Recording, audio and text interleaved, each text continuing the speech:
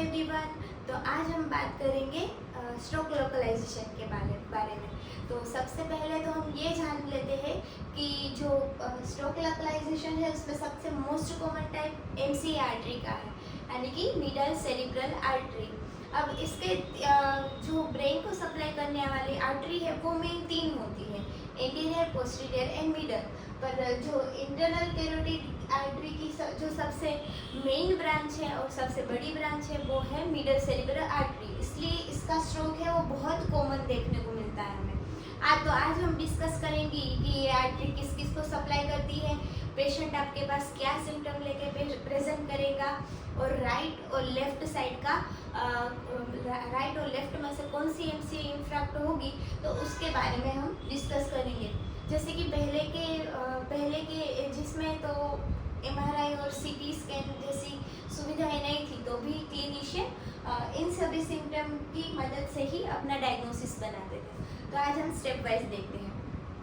तो पहले तो सप्लाई कौन कौन सी लोब को करेगी? Lateral frontal lobe, lateral parietal lobe, temporal lobe और motor and sensory cortex, face और अपर लिप पे, ठीक है, दोनों इन्वॉल्व होगी, ठीक है। अब इसमें देखेंगे क्लिनिकल फीचर्स। तो इसके जो लोब्स हैं उसके अगर आपको फंक्शन पता होंगे तो उसके ऊपर से ही उसके सिम्टम्स हैं। तो हम क्लिनिकल फीचर्स में बात करेंगे। मेन तो मोटर फीचर्स है। मोटर फीचर्स में क्या होगा? जो एमसी आर्टरी है वो फेस और आर्म को सबसे ज़्यादा इफेक्ट करेंगी ग्रेटर देन लेग इन्वॉल्वमेंट होता है पर माइल्ड होता है, पर फेस और आर्म होता है वो ज़्यादा इफेक्ट होता है। और वो भी कौन सा? कॉन्ट्रालेटरल, यानी कि लेफ्ट एमसीए होगी इन्वॉल्व तो राइट साइड का हेमीपेरेसिस होगा और राइट साइड की फेशियल वीकनेस होगी। अगर राइट एमसीए है तो उसका कॉन्ट्रालेटरल यानी कि लेफ्ट साइड का हेमीपेरेसिस और लेफ्ट साइड की फेशियल वीकनेस। तो पहले मोटर में कॉन्ट्रालेटरल फेशियल वीकनेस और कॉन्ट्रालेटरल आर्म वीकनेस, ये आपको याद रखना है, ठीक है। सेंसरी में नमनेस, रिड्यूस सेंसेशन, जो सेंसरी का पूरा पार्ट है वो इसमें आ जाता है, ठीक है, ये सब रिड्यूस हो जाएगा। प्लस आपको ये याद रखना है कि एफेजिया के साथ पेशेंट प्रेजेंट करेगा आपके पास, यानी कि डिफिकल्टी इन स्पीच, जिसमें ब्रोकास एफेजिया, वर्निकेस एफेजिया और ग्लोबल एफेजिया, यानी कि सारा ये दोनों मिलके ये ग्लोबल एफेजिया, यानी कि बोल भी नहीं पा रहा, समझ भी नहीं पा रहा, ठीक है।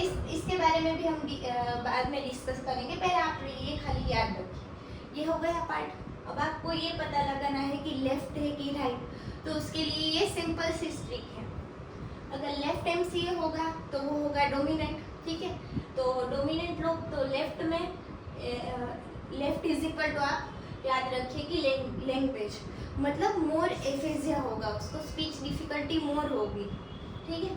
और राइट एमसीए होगा तो वो नॉन डोमिनेंट होगा, वो नेग्लेक्ट लेफ्ट साइड। ये काफ़ी को पता नहीं चलता, नेग्लेक्ट यानी कि वो पूरा लेफ्ट साइड नेग्लेक्ट कर देगा। पेशेंट को खुद के, जैसे कि पेशेंट है 65 ईयर ओल्ड, वो खुद मना करेगा कि उसके लेफ्ट आर्म है, मतलब उसको है कि नहीं, उसको सेंसेशन कम हो जाएंगे, तो उसको बोलते हैं नेग्लेक्ट लेफ्ट साइड।